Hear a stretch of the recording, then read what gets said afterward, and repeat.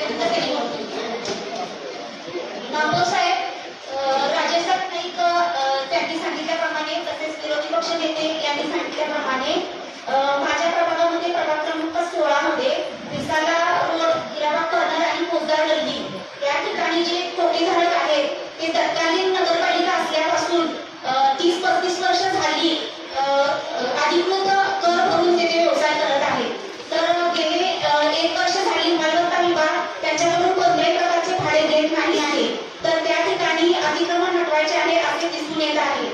तर सांगली मिरज कुपवाड महानगरपालिका महापालिका सभा क्रमांक 7 2004 ते 2005 दिनांक 20/1/2005 ठराव क्रमांक 167 विषय क्रमांक 12 या ठरावाप्रमाणे त्याची अंमलबजावणी व्हावी याची कॉपी माझ्याकडे आहे, ती मी तुम्हाला देणार आहे।